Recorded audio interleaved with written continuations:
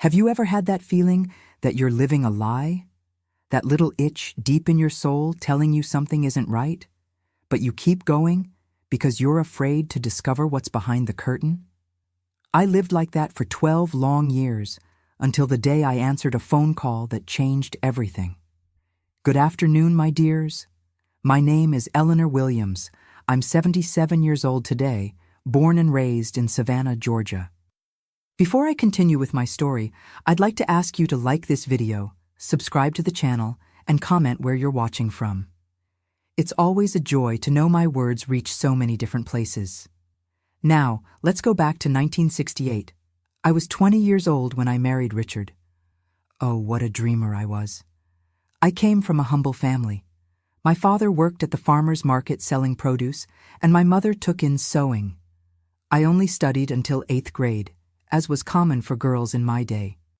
Back then, every young woman's dream was to find a good husband, start a family, and have a home to call her own. Richard appeared in my life like a gift from heaven. At least that's what I thought. He was 28, owned a small but prosperous grocery store downtown. He had gentle manners, spoke beautifully, and treated me like a princess during our courtship. Every Sunday he'd come for lunch at our house, always bringing a little sweet for my mother, discussing politics with my father.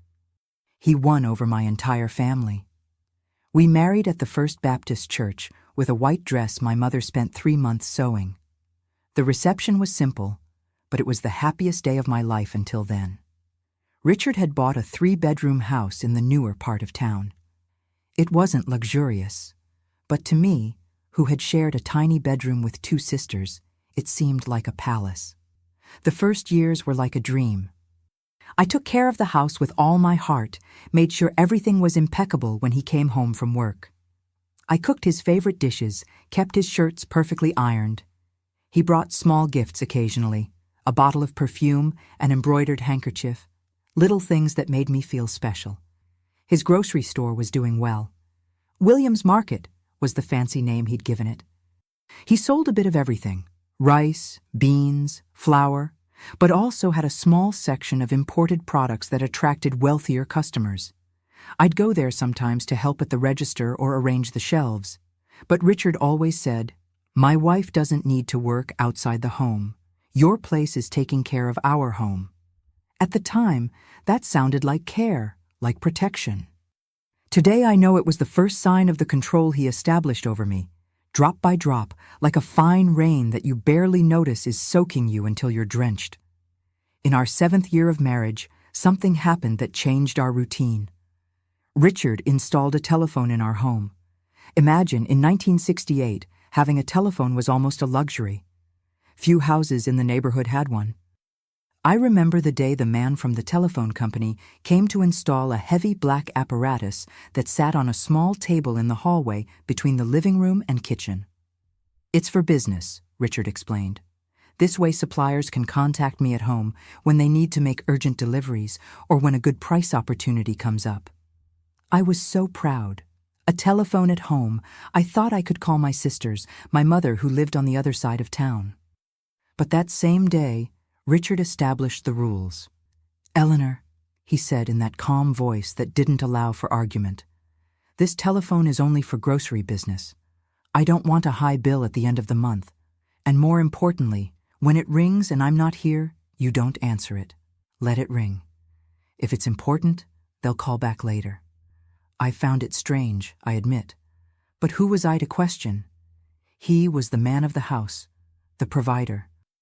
If he said the phone was for business, then it was for business. Besides, I barely knew how to use that contraption properly. The first time I tried, I got so nervous talking to the operator that Richard laughed at me for a week. So the telephone became an almost sacred object in our house. It could be seen, but not touched. I dusted it every day, but that was it. When it rang in Richard's absence, I would look at it like someone looking at a snake ready to strike. I'd let it ring until it stopped, sometimes counting the rings, like counting the anxious beats of my heart. Over time, I began to notice a pattern. The phone rang more at night, after 8 p.m., when stores were already closed. What supplier would call at that hour? And more curiously, Richard began to insist on answering always on the first or second ring, as if he were expecting the call. When he answered, his voice changed, became lower, more contained. Sometimes he would say only yes, no, short phrases, and then hang up. It was around this time that I noticed the first changes in Richard. He started coming home later, saying he needed to close out the register, check inventory, wait for delayed deliveries. He began going out some nights, claiming meetings with other merchants in the area. When I asked for details, he responded impatiently, "These are men's matters, Eleanor. You wouldn't understand." I didn't question. That's how wives were supposed to behave in those days. Trusting, supportive, not making a fuss. My mother always said, "Men have their business, women have theirs. Don't meddle where you're not invited." And I followed that advice to the letter. But there was more. Richard, who was always careful with money, became even more controlling with household finances. Before, he would give me an amount at the beginning of the month for shopping and expenses, and I would manage as I saw fit. Suddenly, he began asking for detailed accounts of every penny spent. He questioned whether we really needed more soap, a new dish towel, meat for Sunday. "Times are tough, Eleanor. The economy isn't doing well. We need to tighten our belts," he justified. I believed him. Of course. President Johnson was in office. The Vietnam War was raging. Every day the radio announced new economic measures, new problems. Who was I to doubt that business might be suffering? But the grocery store always seemed full of customers whenever I went there. And Richard continued bringing in new products, expanding the shelves. If there was a crisis, it didn't seem to affect William's market. That's when I noticed other subtle changes.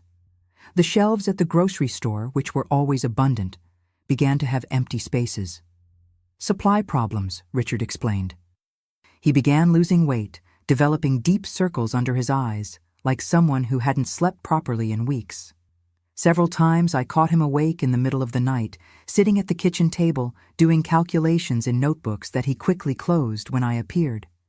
"Just organizing the store accounts," he'd say with a smile that didn't reach his eyes. "Go back to bed, Eleanor."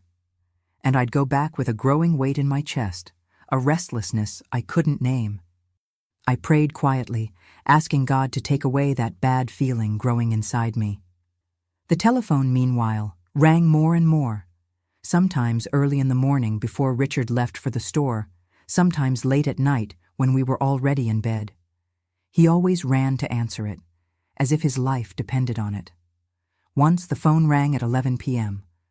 Richard had gone out to one of those mysterious business meetings. I sat staring at the device, counting the rings. 1, 2, 3, up to 15. It stopped, only to start again 2 minutes later. I almost found the courage to answer, but fear was stronger. Fear of disobeying, fear of discovering something I shouldn't. When Richard came home 2 hours later, I mentioned the phone calls. They called several times very late. It seemed urgent. He went pale. "Who was it? Did you answer?" "No, you told me never to answer."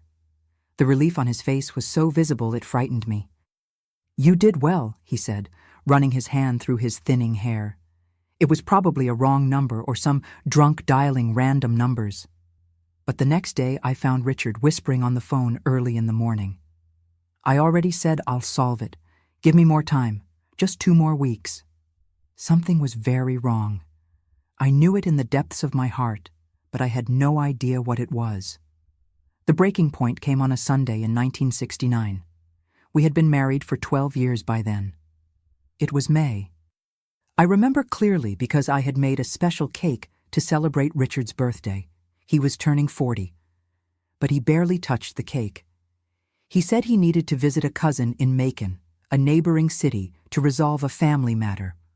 "I'll be back before nightfall," he promised, kissing my forehead as he always did when leaving. I spent the day alone, like so many other Sundays. Washed clothes, prepared Monday's lunch, cleaned the house. In the middle of the afternoon, the phone started ringing. As always, I let it ring. It rang again 5 minutes later, and then again, and again. On the 6th or 7th attempt, something inside me snapped. It was as if an inner voice shouted, "Answer that phone, Eleanor. Your life is at stake." With my heart beating so hard it seemed ready to jump out of my mouth, I walked to the phone. My hands were shaking so much I almost dropped the receiver as I picked it up. "Hello?" My voice came out thin, almost a whisper. On the other end, a momentary silence, followed by a harsh, impatient male voice. "Finally someone answers in this house. Look, lady, I don't know who you are, but tell Mr. Williams the deadline is up.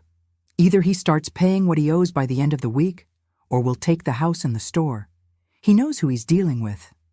At that moment, I felt as if the floor had disappeared beneath my feet. I could barely respond. He's not here. He went out. He'll be back tonight." The voice on the other end became even more irritated. "It's always the same story. Not here. Went out. Coming back later. Look, lady, let me make this clear. Your husband owes too much money to people you don't mess with. It's been almost 2 years that he's been borrowing to pay for gambling and only pays the interest when we squeeze him. The patience is over."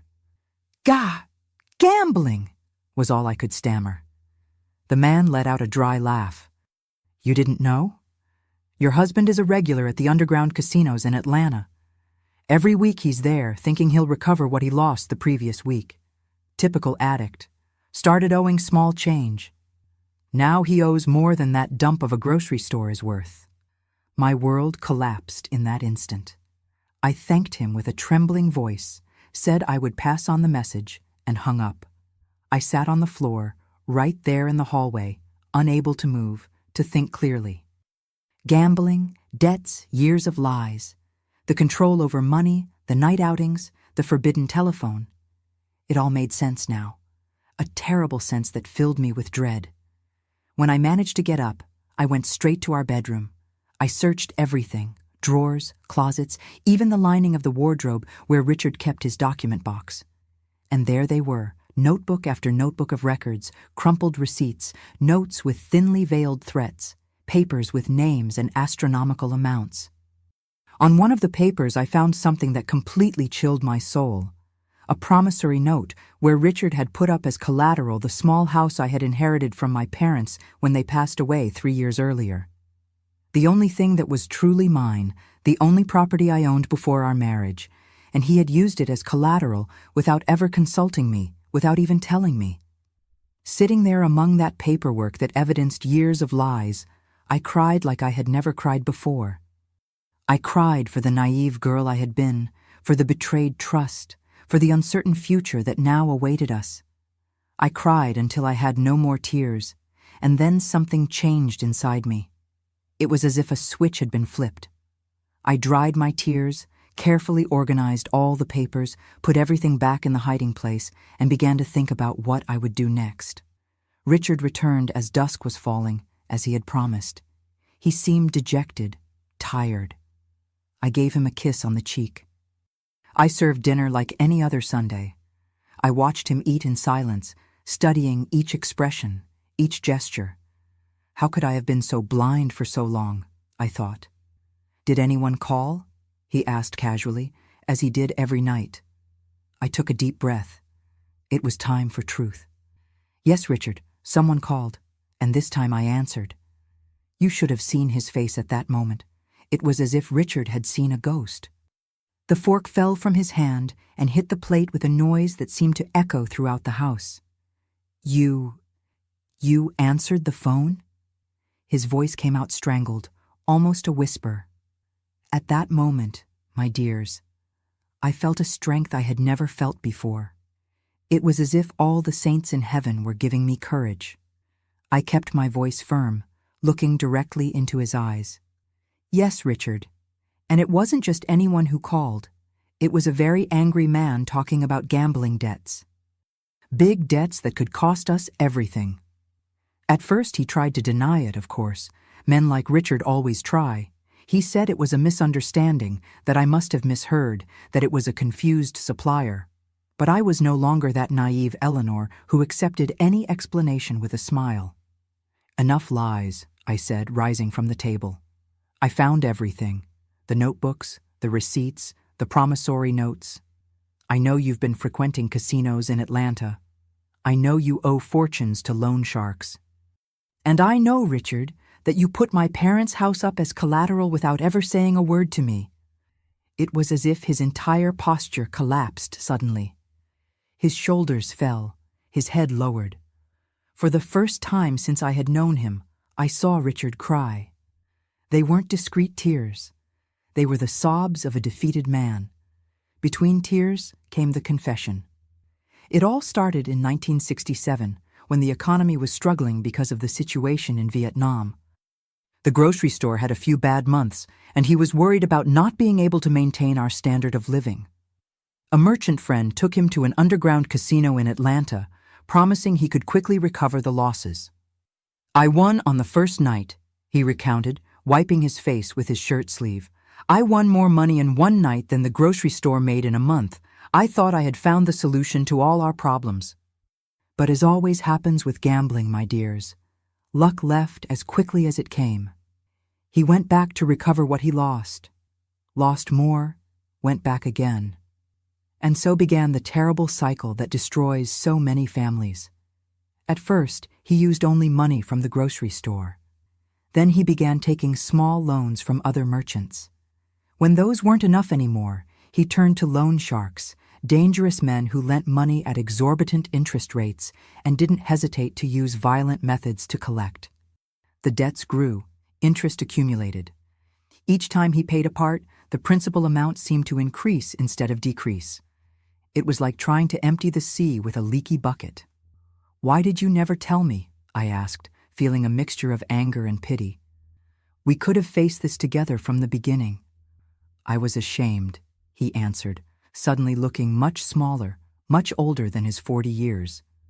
"You always admired me so much, always saw me as a successful man, a good provider. I didn't want you to know what a failure I had become. I spent the entire night awake, my dears, thinking about what to do. Part of me wanted to pack my things and go back to my parents' house, the very same one that was now at risk because of his gambling debts. Another part remembered the vows I made at the altar, for better or for worse. Wasn't this the worst part? In the morning, I made my decision. I called Richard to the kitchen table and placed before him all the notebooks and papers I had found. "We're going to fix this together," I said, "but I have conditions. First, he would have to stop gambling completely. No, just one more time. No, just to recover. Total cutoff. Second, he would need to seek help. Back then, there weren't groups like Gamblers Anonymous, but the pastor of our church had experience counseling men with similar addictions. Third, and perhaps most importantly, from that moment on, all financial decisions would be made by both of us. Not a penny would come in or go out without my knowledge. And if I don't agree?" he asked, in a final flicker of the male pride that dominated that era. "Then I'll be on the bus to my sister's house tomorrow morning," I replied, with a calmness I didn't know I possessed. "And you'll explain to your creditors why your wife abandoned ship." He agreed to everything. What else could he do? We were on the brink of the abyss, and he knew it better than anyone. That same afternoon, I made a complete inventory of our situation. The news was even worse than I had imagined. The total debt was almost 10 times what the grocery store earned in a year. The house where we lived was already committed to one of the creditors. The grocery store had more products on the shelves than in stock. Richard had started selling on credit to many customers, hoping to make cash quickly. Looking at those frightening numbers, an ordinary person would have given up. But you know, my dears, that Eleanor was never an ordinary person. I took my small savings, a little nest egg that I kept hidden at the bottom of a cookie tin, as my mother had taught me. It wasn't much, but it would be enough to buy ingredients. Since I was a girl, I had talent in the kitchen, especially for baked goods. My pies, cakes, and preserves always were a hit at church events. The next morning, I transformed our porch into a small baked goods stand. I put out a nice tablecloth, arranged the treats in colorful containers. I made a simple sign, "Eleanor's Sweets, made with love." The neighbors were the first customers, more out of curiosity than anything else. But soon the news spread. "You have to try Eleanor's sweets," they would tell each other. By the end of the first day, I had sold everything and received orders for the next day. Meanwhile, Richard kept his part of the agreement. He started attending counseling with Pastor John twice a week. The first months were difficult. He had relapses, got irritable, sometimes disappeared for hours, leaving me in panic. But he always came back, usually ashamed, promising it would be the last time. We gradually regularized the grocery store situation. Richard talked with creditors, explaining our situation, asking for longer payment terms. Some understood, others threatened, but all ended up accepting when they saw we were truly willing to pay every penny. We just needed time. My little sweets stand grew quickly. Soon, I needed help and hired Teresa, a neighborhood girl, to help with deliveries. Then came Marlene to help in the kitchen. We worked from sunup to sundown. I woke up at 4 a.m. to start making the sweets. I worked until noon, rested a bit, and then went to help Richard at the grocery store until nightfall. They were very hard years, my dears. I won't lie to you. There were days when I thought we wouldn't make it. Days when the exhaustion was so great that I cried while stirring the pot of jam. Days when creditors showed up at the store making threats, and I trembled with fear of what might happen. Days when Richard relapsed and lost part of the money we had gathered with such sacrifice. But there were also small joys. The first time we managed to pay off one of the smaller debts entirely. The satisfaction of seeing my sweets being praised by people from other towns. The pride in Richard's eyes when he managed to complete another month without succumbing to his addiction. 3 years passed like this. Slowly, with much effort, we began to see a light at the end of the tunnel.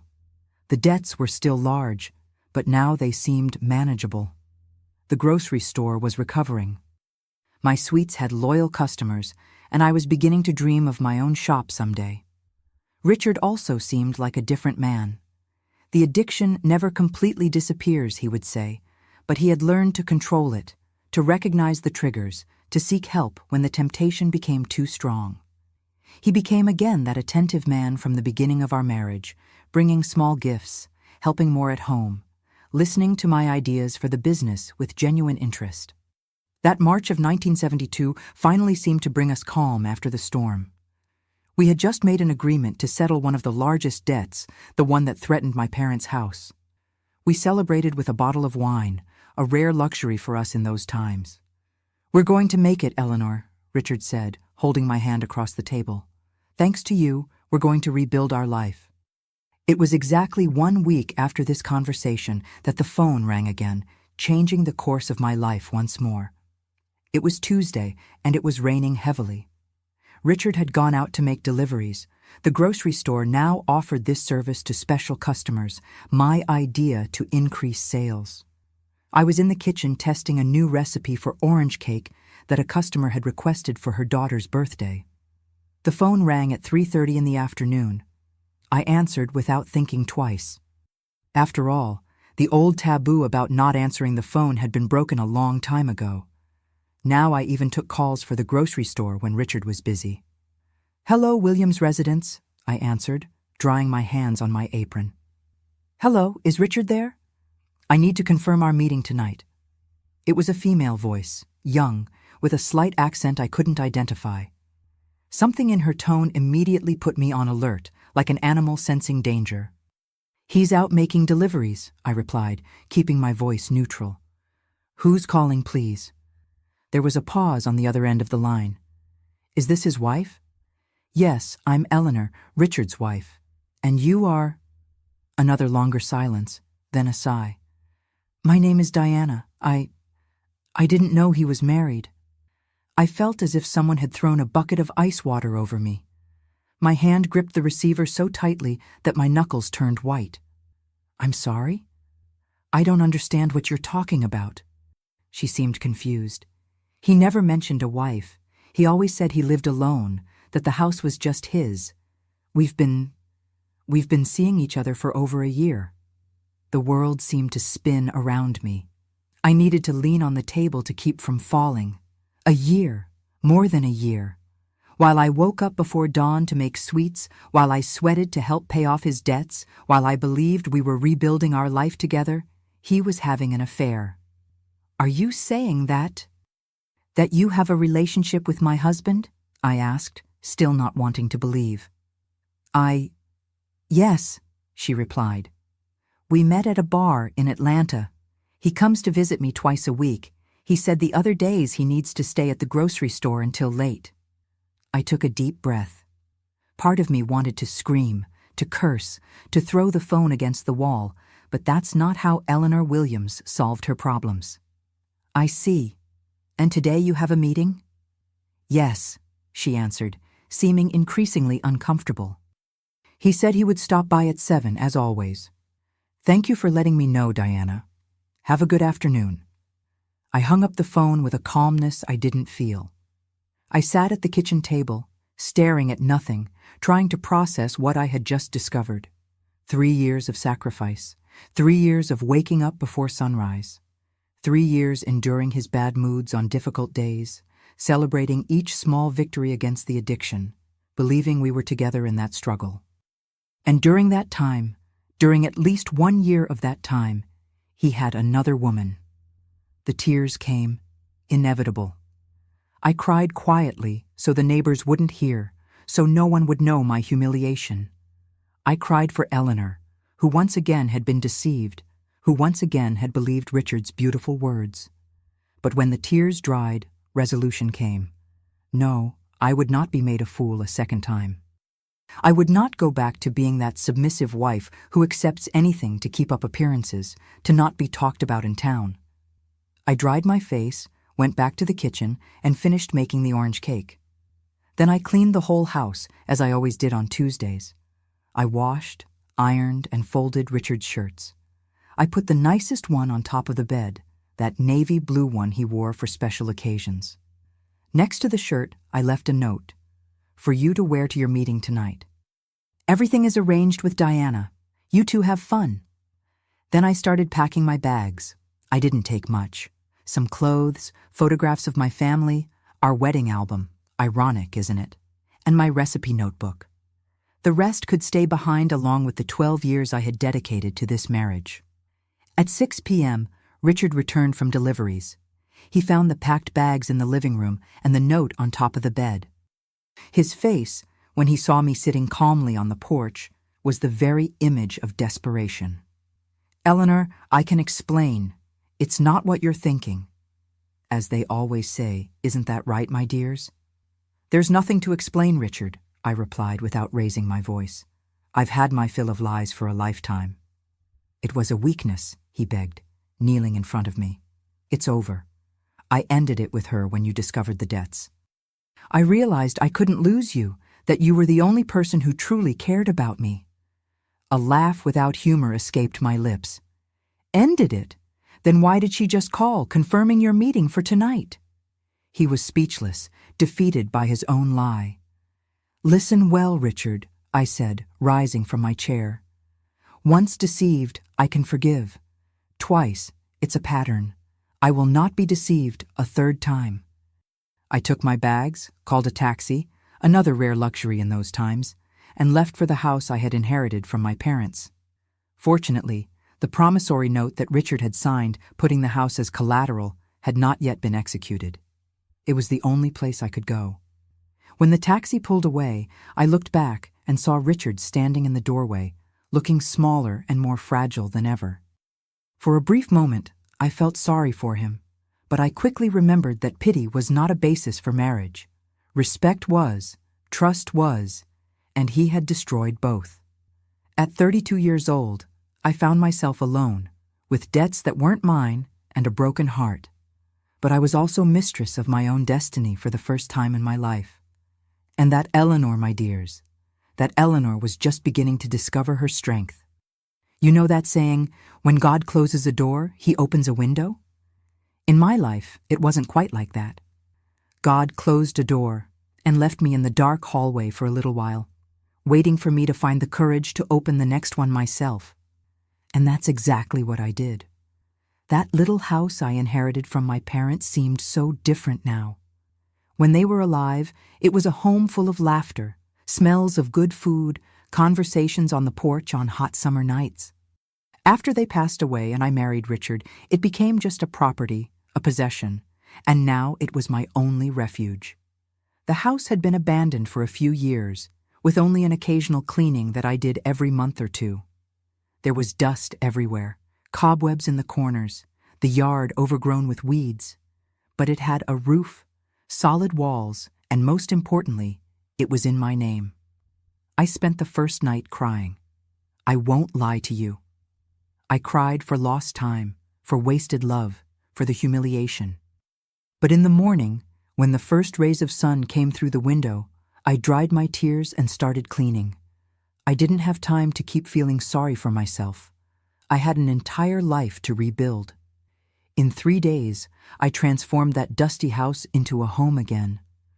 I cleaned every corner, arranged the few pieces of furniture that remained, improvised curtains with old fabrics I found stored away. On the 4th day, I transformed the kitchen into my new sweets factory. I didn't have the equipment from the house I shared with Richard, didn't have money to buy new ones, but I had my hands, my recipes stored in memory, and a fierce determination to never again depend on any man to survive. The first challenge was getting ingredients. I used the little money I had to buy sugar, fruit, flour. I started with simple recipes that required few ingredients: cookies, mini cakes, muffins. I made a simple sign: Eleanor's Sweets, now at a new address. At first it was difficult. People in town already knew my sweets, but news of the separation spread like wildfire. In 1972, a separated woman was viewed differently. Many ladies who once praised my cookies now pretended not to see me on the street. Some even stopped buying, saying they didn't support a woman who abandoned her husband. If they only knew the truth. But I wasn't going to explain myself, to justify myself. My grandmother always said, "The more you explain, the more approval you're seeking." And I didn't need anyone's approval, only my own. Fortunately, not everyone thought this way. Mrs. Carmichael, a widow who lived 2 streets down, was one of the first to seek me out. "I don't know what happened between you and Richard, and it's none of my business," she said. "All I know is that your sweets are the best in the region, and I want to order some for my granddaughter's birthday." It was a small order, just some cookies and little cakes, but it meant so much to me, not just for the money, but for the trust, the respect. I put extra care into that order. I wanted it to be perfect. The next day, Mrs. Carmichael came back. "Eleanor, I've never had such good cookies. Everyone at the birthday party wanted to know who made them. I already have 3 neighbors wanting to order for their own parties." That's how I began, by word of mouth, from one small order to another, slightly larger one.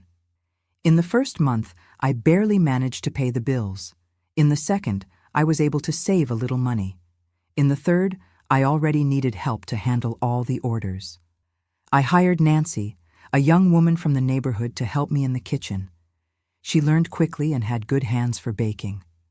Soon after, I needed to call in Josephine to help with deliveries and cleaning. My small kitchen could no longer keep up. Within 6 months, I transformed the front room of the house into an improvised shop. I put in a shelf, some glass displays to show the sweets, a hand-painted sign, "Sweet Memories, from Eleanor's kitchen to your home." It was around this time that the first message from Richard arrived. It wasn't a letter, but a note brought by the grocery store delivery boy. "Eleanor, we need to talk. The grocery store isn't doing well without you. I'm not doing well without you. Please give me another chance." I didn't respond. What for? There was nothing to say. 2 weeks later, he showed up in person. He was thinner, with deep circles under his eyes. He seemed to have aged years in just a few months. I almost felt sorry for him. Almost. "Eleanor, please. I made mistakes. I know I made a lot of mistakes, but I'm paying for them every day. The grocery store is sinking. The creditors are more aggressive. I can't manage everything alone." It was all about him, did you notice? About his problems, his difficulties. Not a word about my feelings, about how he had shattered my heart, betrayed my trust when I needed him most. "I'm sorry, Richard," I replied with all the calmness I could gather. "Your problems are no longer my problems. Good luck." And I closed the door. He came back other times, always with the same litany, always centered on himself. During his last visit in October 1972, he was especially agitated. "The creditors are going to take everything, Eleanor, the grocery store, the house, everything. I don't know what to do." I looked at him, and for the first time felt absolutely nothing. No anger, no hurt, no pity, just indifference. It was liberating. "I suggest you sell everything while you still have the chance, pay what you owe, and start over somewhere else," I responded, and went back to my kitchen, where a batch of cakes awaited me. That was the last time I saw Richard for many years. I learned from acquaintances that he really did sell everything, paid off part of the debts, and moved to another state. The grocery store became a fabric shop. The house where we lived for 12 years became a pharmacy. Meanwhile, my small business was growing. By 1973, it no longer fit in my parents' house. I needed my own space, with professional equipment, more employees. I went to the bank to apply for a loan, something frightening for a divorced woman in the 70s. The manager, Mr. Thompson, looked at me over his glasses with that expression men use when they think women don't understand business. "Do you have any guarantor, ma'am? Your father, perhaps, or a brother?" "No," I responded, keeping my posture erect. "I have only my work history, my loyal customers, and this house which is in my name, free of any debts." He hesitated, leafed through my documents, asked more questions. In the end, he approved a smaller loan than I had requested, with higher interest than they would offer a man. But it was enough to start. I rented a small building on Main Street. It used to be a shoe store that closed when the owner moved to Chicago. I renovated everything, bought industrial ovens, mixers, utensils. The grand opening of the first official Sweet Memories shop was on January 5, 1974. I keep that date in my heart as if it were a second birthday. Customers came from all over the region. My former helpers were now registered employees with everything official. I had to hire 4 more girls to meet the demand. We expanded the menu. In addition to traditional sweets, we began offering cakes for parties, pies, fine pastries. The success drew attention. In May of that year, a reporter from the Atlanta Journal came to do a story about the baker who conquered the countryside. The photograph of the shop appeared on the first page of the business section with the title, "From Home Kitchen to Business Success, the Story of Eleanor Williams." It was the first time I saw myself as a businesswoman, as an entrepreneur. Until then, I was just surviving, doing what I knew how to do to ensure my livelihood.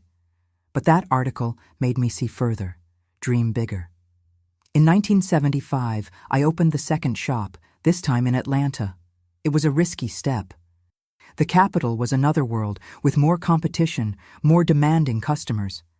But my sweets had something special, something people recognized at first taste. "They taste like childhood," many customers said. "They taste like Grandma's house." The secret? There was no secret.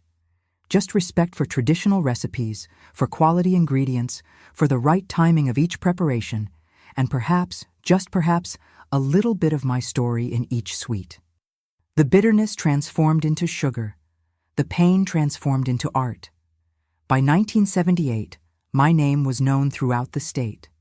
Sweet Memories became synonymous with quality, tradition, authentic flavor. We had 4 shops, more than 30 employees, and a small factory on the outskirts of Savannah, where we produced on a larger scale to supply all the units. It was in this year that I received an unexpected call. It was from Diana. Yes, that same Diana. The woman who inadvertently revealed Richard's betrayal to me. "Mrs. Williams, I don't know if you remember me." How could I forget?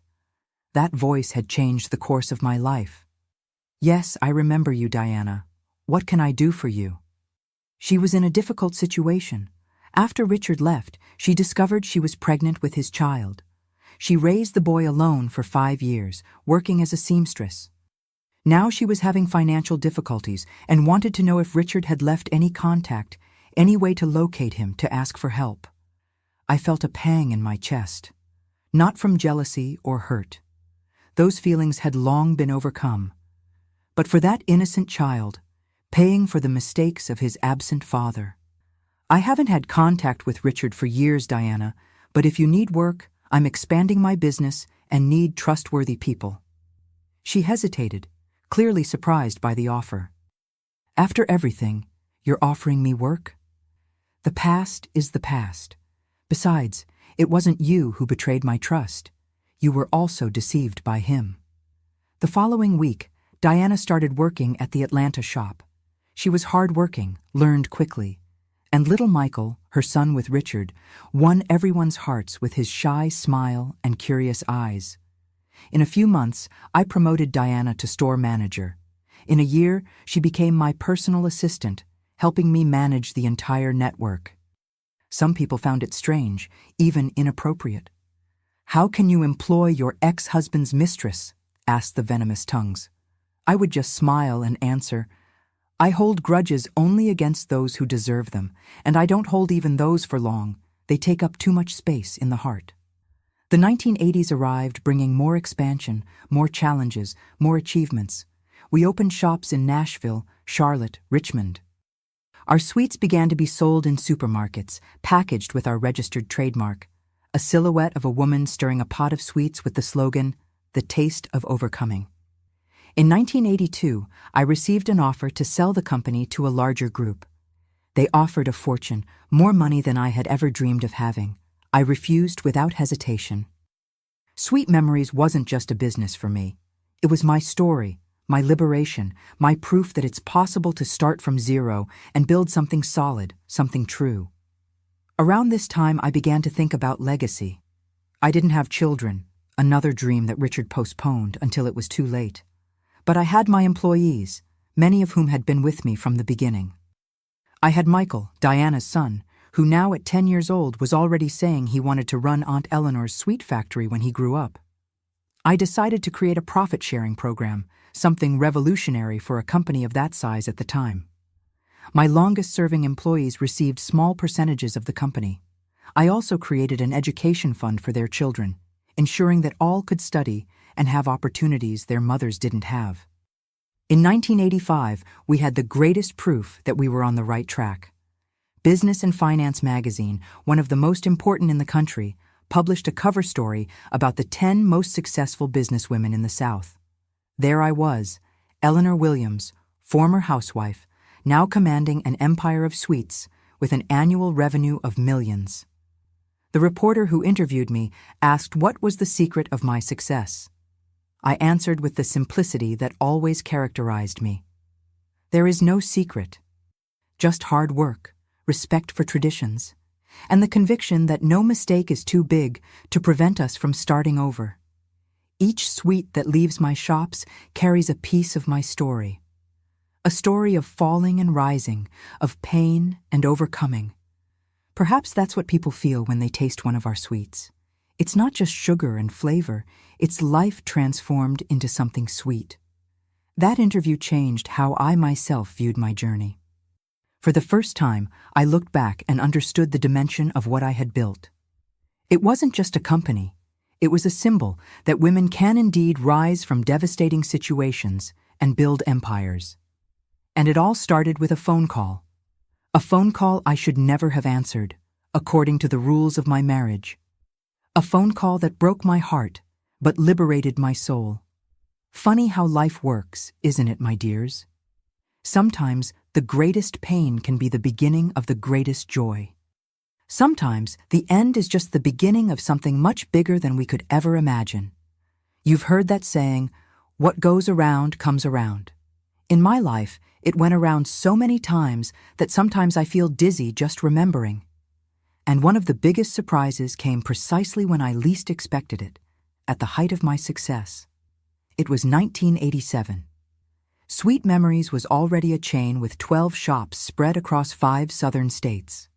We had a main factory in Savannah and two smaller ones in Atlanta and Charleston. More than 200 employees directly depended on the business I started in my parents' kitchen. I, who was once just the wife of Mr. Williams from the grocery store, was now known as Mrs. Eleanor, the businesswoman, the pioneer, the woman who built an empire of sweets with her own hands. That year, we were preparing something special, the opening of our first shop in New York City. It was a huge step, even frightening. New York was another world, bigger, faster, more demanding. Many people advised me against this expansion. Mrs. Eleanor, New Yorkers won't understand our southern sweets, some said. There's too much competition there, brands that are too big, others warned. But I was always stubborn. You must have realized that by now, right? When I set my mind on something, I go all the way.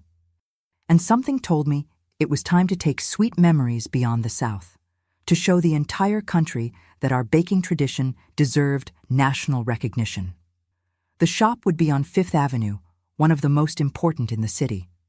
The rent was exorbitant, the initial investment frightening, but we had done our homework, market research, adaptations to the menu to please the New York palate, special training for the team that would work there. 2 weeks before the opening, I traveled to New York to supervise the final details. I wanted everything to be perfect, from the decoration to the training of the employees. Diana came with me. After so many years, she had become my right hand, my person of trust. Michael, now 15 years old, also accompanied us.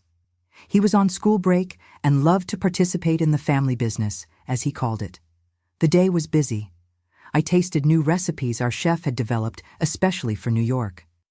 I approved the final design of the storefront. I reviewed contracts with local suppliers. It was already past 6 p.m. when we could finally take a break. We decided to have dinner at a nearby restaurant, recommended by the building manager. The place was elegant but cozy. We sat at a table in the back. I ordered wine to celebrate this new conquest. We were talking animatedly about the opening when the maitre d's voice caught my attention. "Mr. Williams, your table is ready." Williams. Richard's last name.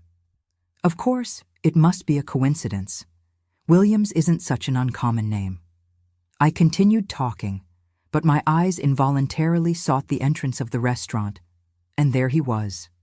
Richard Williams, 15 years older, with completely gray hair, heavier than I remembered, but unmistakably him.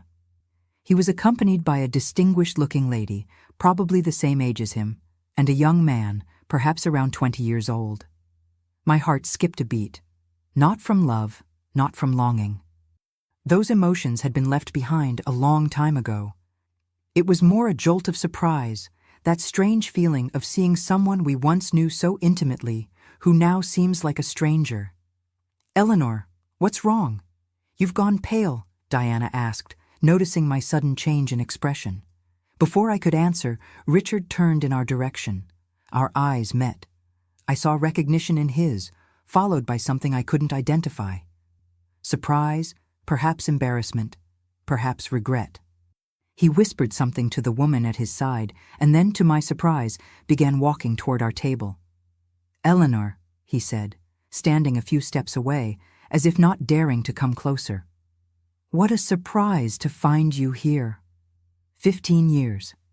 15 years since I had seen him begging at my door to come back, talking about creditors, debts, the sinking grocery store. And now, there he was, well-dressed, apparently well-off, in one of the most expensive restaurants in New York. "Hello, Richard," I replied, keeping my voice firm. "It is a surprise indeed." An awkward silence settled. Diana looked from one to the other, confused. Michael, who had never heard about Richard, I avoided mentioning that part of my life, seemed intrigued. "You look great," he finally said. "I've heard about your success. Sweet Memories is everywhere in the South, isn't it?" I nodded without knowing exactly what to say. Part of me wanted to send him away, to say we had nothing to talk about after so many years, after everything that happened. But another part, perhaps the older, wiser part, was curious. How had he recovered? What had happened in his life? And who were those people with him? As if reading my thoughts, Richard turned and made a gesture to the woman and young man accompanying him. They approached, both with politely curious expressions.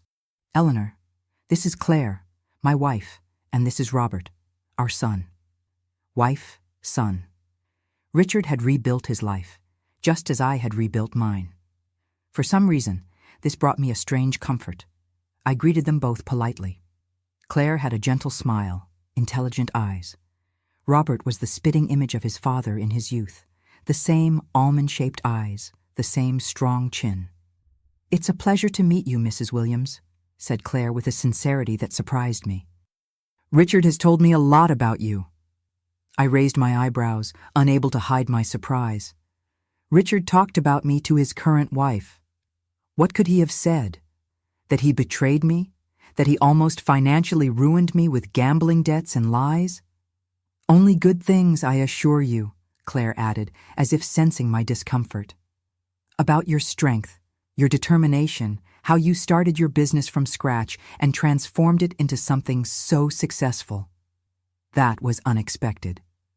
Before I could respond, I remembered Diana and Michael, sitting at the table, observing everything with evident curiosity. "This is Diana, my partner and friend," I introduced. "And this is Michael, her son." I saw Richard's eyes widen slightly as he looked at Michael. Did he recognize something familiar in that young face? Did he realize that this young man could have been his son too? If he noticed, he didn't show it. He greeted them both politely and then, to my surprise, asked, "Have you ordered yet? Would you mind if we joined you? It's been so long, it would be good to talk a bit." I looked at Diana, seeking her approval. After all, she had more reasons than I did to not want Richard's company. But Diana, always surprising, shrugged and smiled. "It's fine by me." And so, what started as a business dinner transformed into something completely unexpected, a reunion with a past I thought I had left behind. The first few minutes were strange, tense. We talked about the weather, about New York, about trivialities. But after the wine was served and the food arrived, the conversation began to flow more naturally. Richard told us that after selling everything in Savannah and paying off part of the debts, he moved to Raleigh. There he got a job as manager of a bakery. He met Claire, who was an elementary school teacher, and they married in 1974. Robert was born the following year. They were difficult years, he admitted, not hiding the truth. He still had many debts to pay. He worked 2 jobs to be able to honor his commitments. But one thing I learned from my mistakes, Eleanor, was the importance of honesty. I never wanted to know about gambling again, never wanted to live on appearances again. According to him, the turning point came when the bakery owner, already elderly and without children, decided to retire and offered him a partnership. With a lot of work and Claire's help, who managed the accounts with an iron hand, they managed to make the business thrive. Today, they had a chain of 5 bakeries in North Carolina. "Nothing compared to your empire, of course," he smiled, with a humility that the old Richard would never have shown. "But enough for us to live well, to give our son a good education." As he spoke, I observed Claire. There was genuine love in her eyes when she looked at Richard, at Robert. It was evident they formed a united, loving family. And, as strange as it may seem, I didn't feel jealousy, didn't feel hurt. I only felt peace, the certainty that we had both found our paths, even if separately. When it came time for me to tell my story, I was honest. I talked about the difficult first years after our separation, about how I transformed my talent for baking into a thriving business, about the expansions, the achievements, the challenges. I didn't mention the betrayal, didn't throw the mistakes of the past in his face. What for? Time had already done its work of healing. At one point, Richard looked at Diana and Michael with a curious expression. I realized he was mentally doing the math. Michael was 15 years old. Our separation was 15 years ago, but he said nothing. Some secrets don't need to be revealed. Some questions don't need answers. The dinner ended late. We exchanged contacts, more out of politeness than with any real intention of staying in touch. As we said goodbye, Richard held my hand for a moment longer than necessary. Eleanor, I never had the opportunity to say this properly, but I'm sorry for everything, for the mistakes, for the lies, for the suffering I caused. You deserved better. I looked into his eyes I once knew so well, that I once loved so much, and I saw sincerity. I saw genuine regret. I also saw gratitude, perhaps for not having exposed all the truth in front of his new family, for having allowed him to maintain his dignity. The past is the past, Richard, I replied, with the serenity that only years can bring. Each of us reaped what we sowed, and it seems that in the end, we both planted good things. In the taxi, returning to the hotel, Diana looked at me with an undecipherable expression. "Are you okay?" she asked. I reflected for a moment. Was I okay? I had just had dinner with the man who once broke my heart into 1,000 pieces, who betrayed me, who almost financially ruined me, the man who inadvertently forced me to discover a strength I didn't know I possessed. "I'm at peace," I finally replied. It's strange, isn't it? For so many years the memory of Richard came with pain, with anger. But today, looking at him, at the life he built, I can only feel gratitude. Gratitude? Diana seemed surprised. For what? For setting me free, I answered with a smile. If our marriage had continued, perhaps I would never have discovered what I'm capable of. Perhaps I would have spent my entire life being just the wife of Never Eleanor, the businesswoman. Sometimes, my dears, what seems like a curse reveals itself to be the greatest blessing. Michael, who had been quiet during the entire conversation, finally spoke. That man, he was my father, wasn't he? The question caught both Diana and me by surprise. We had never openly discussed this subject with him.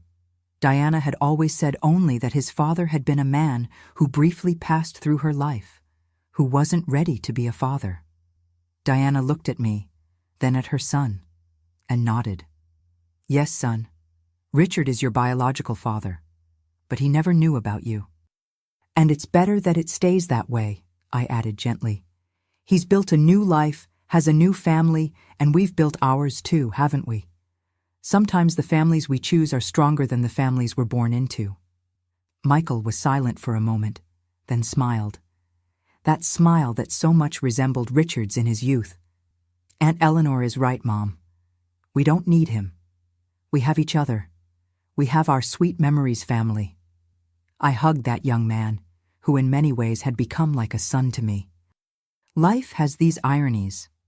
I, who never could have biological children, ended up adopting the son Richard never knew. And there we were, an unconventional family, united not by blood, but by something much stronger: choice, loyalty, true love. The opening of the New York shop a week later was a resounding success. Lines formed at the door. The press attended in full force. Our sweets enchanted the New York palate. But for me, the true milestone of that trip wasn't the expansion of the business. It was the closure of a chapter of my life that was still open. I never saw Richard again after that dinner. I learned through mutual acquaintances that he passed away in 1996 from a sudden heart attack. I sent flowers to the funeral, a gesture of respect, not for the man he was in our marriage, but for the man he became afterward. A man who found the courage to start over, to admit his mistakes, to build something better. When I think about that night in New York, that unexpected reunion, I realize it was a gift from destiny, a gift that allowed me to make peace, not with Richard, but with myself, with that young Eleanor who once suffered so much, who once felt so much anger, so much resentment. Sometimes, my dears, forgiveness isn't something we offer to others. It's a gift we give ourselves. It's the permission to let go, to move forward, without the weight of the past pulling us back. And it all started with a phone call.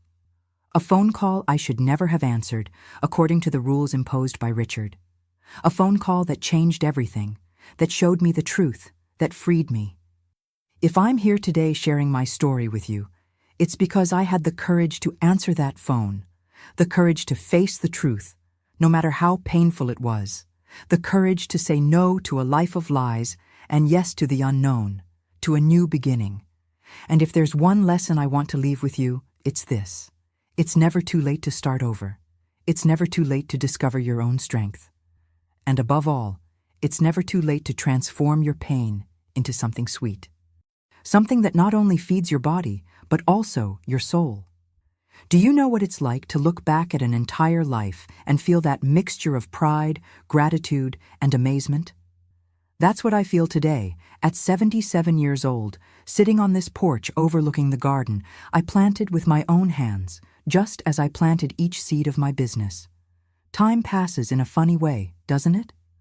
It seems like just yesterday I was in my parents' kitchen, mixing sugar and fruits with hands trembling with uncertainty.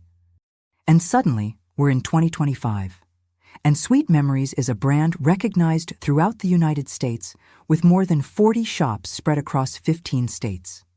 Many people ask me when I'm going to retire. I smile and answer, retire from what? From living?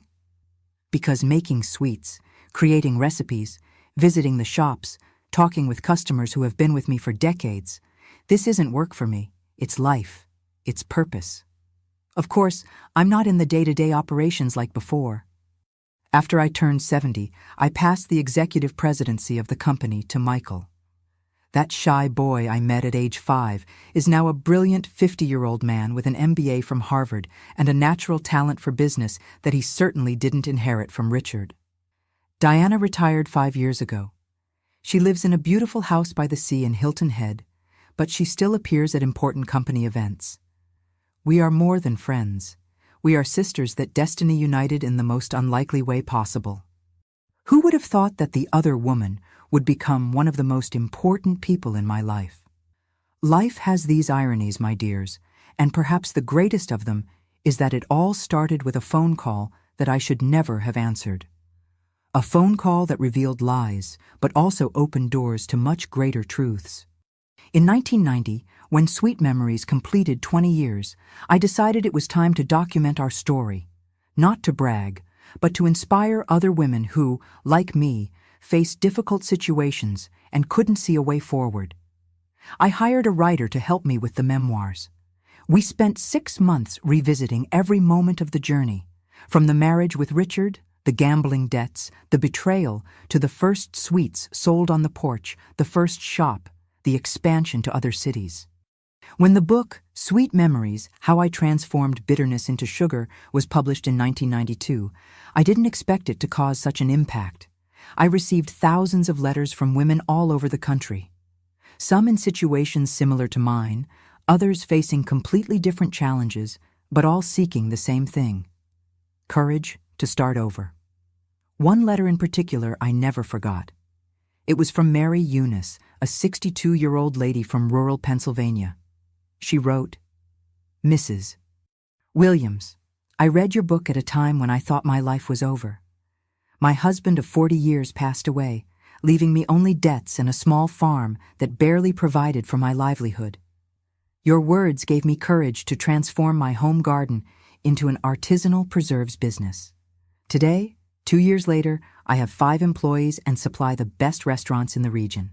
Thank you for showing me there's no age to start over.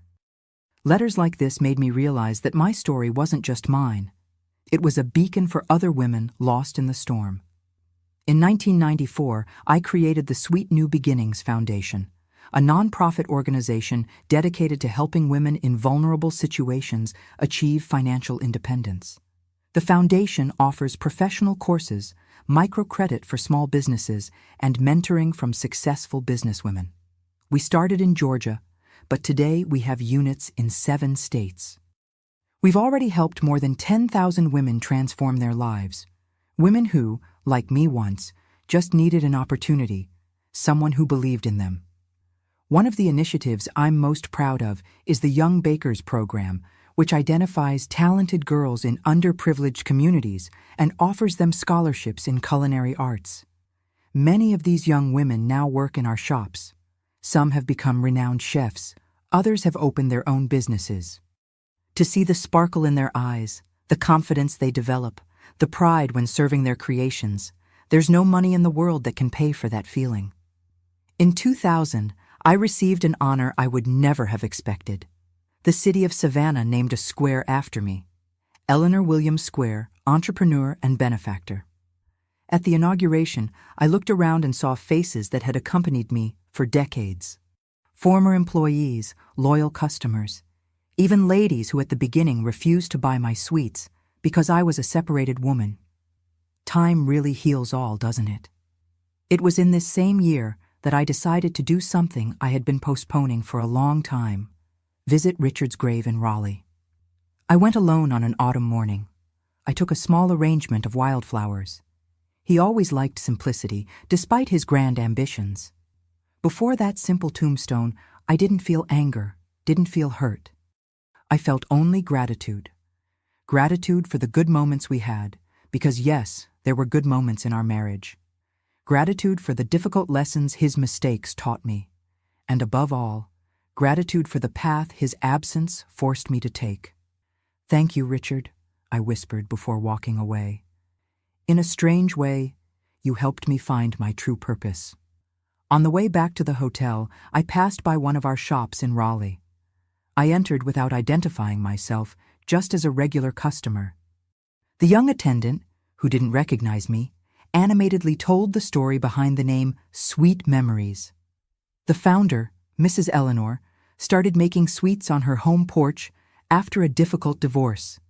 She says each sweet carries a memory, not just of traditional recipes, but also of the strength she discovered in herself in the bitterest moments.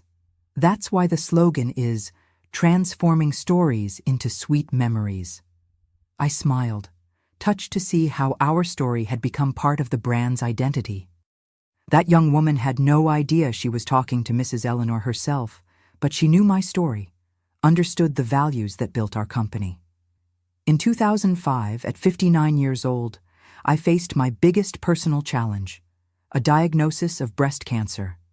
It was frightening, of course.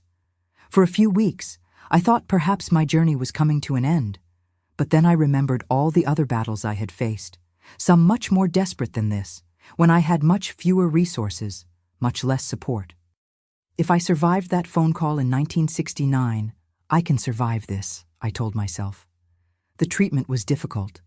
Surgery, chemotherapy, radiation therapy. I lost my hair, lost weight, lost energy, but I never lost determination. Michael and Diana were by my side at each appointment, each treatment session. And my employees, my girls, as I like to call them, even those who already have gray hair, organized a prayer chain that ran through all our shops. It was during recovery, when I was still too weak to leave the house, that I had the idea for our Memory Sweets line, miniature versions of our most traditional treats packaged in small boxes decorated with old photographs of the South to awaken emotional memories, the campaign said. It was an instant success, especially among the elderly and Southerners living far from home. In 2007, free from cancer and with renewed energy, I decided it was time to share my knowledge more broadly. I launched the TV program Sweet Secrets with Eleanor, initially aired on a regional channel and then expanded to the entire country through a national network. The format was simple. In each episode, I visited the home of an ordinary person, and together we prepared a traditional recipe while talking about family stories, overcoming new beginnings. It wasn't just a cooking show. It was a program about life, about transforming simple ingredients into something special, just as we can transform difficult experiences into valuable lessons. The program ran for 5 seasons and gave me the opportunity to meet incredible people all over the United States. People who, like me, had stories of falling and rising. People who transformed pain into art, into business, into purpose. In 2010, Sweet Memories took its boldest step: internationalization. We opened our first shop outside the United States, in London, England. We chose the UK because of the historical roots, the cultural connection. It was a calculated risk, but one that proved right. The British fell in love with our American Southern sweets. Today we have shops in the UK, France, Germany, and Japan. The latter, a surprisingly receptive market to our sweets, especially pecan pie, which the Japanese consider a culinary work of art. International expansion brought new challenges, of course, recipe adaptations, logistical issues, cultural differences, but it also brought the satisfaction of seeing our small southern story conquering palates worldwide. And to think that it all started on a porch in Savannah. In 2015, at 69 years old, I decided it was time to reduce my executive role in the company. I would continue as chairwoman of the board, but daily operations would be in the hands of Michael and the team of directors we had formed over the years, many of them employees who had started as attendants or kitchen helpers and grew with the company. In the transition ceremony, I gave Michael a framed copy of the first recipe notebook I used when I started the business. It was yellowed, stained with sugar and grease, with notes in the margins made in my hurried handwriting. To me, that notebook was worth more than any Businesswoman of the Year trophy. "This is the true heart of the company," I told him. "It's not the contracts, it's not the numbers. It's the recipes, the stories, the care with each detail, the concern in making each customer feel special. Never lose sight of that." Michael understood. He grew up watching the business develop, absorbed our values, our culture. Under his leadership, sweet memories continued to grow, but without losing the essence that brought us here. Today, at 77 years old, I divide my time between occasional visits to the shops, lectures for young entrepreneurs, work at the foundation, and, of course, moments of rest, something I had to learn to value over time.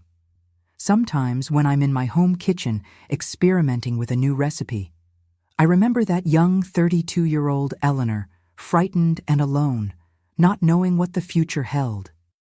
If I could go back in time and tell her something, it would be, "Don't be afraid. The pain you feel now will transform into your greatest strength. Today's tears will sweeten tomorrow's fruits." That's what I try to convey to every woman who approaches me after a lecture, to every letter I answer, to every interview I give, that our stories, no matter how bitter they may seem at certain moments, can be transformed into something sweet, something that nourishes not only ourselves, but everyone around us. And it all started with a phone call I should never have answered, according to the rules imposed by my ex-husband. A phone call that revealed lies, but freed me to live my truth. If there's one lesson I'd like to leave with you, my dears, it's this. Sometimes the greatest blessing comes disguised as tragedy. Sometimes what seems to be the end is just the beginning of something much bigger, much more significant. And sometimes all we need to change the course of our history is the courage to answer the call, whether it's a phone call, an opportunity, a challenge. Life has taught me that we are much stronger than we imagine, that we can fall, yes, but we can also get up, that we can transform our pain into purpose, our bitterness into sweetness, our scars into stars that illuminate the path for others. This is the story of Eleanor Williams, the girl who dreamed of being just a good wife and ended up building an empire. The woman who answered a forbidden phone call and discovered her own voice. The baker who transformed tears into sugar and created the sweetest flavor of all, the flavor of freedom, of self-discovery, of life fully lived on her own terms. Thank you for listening to me today.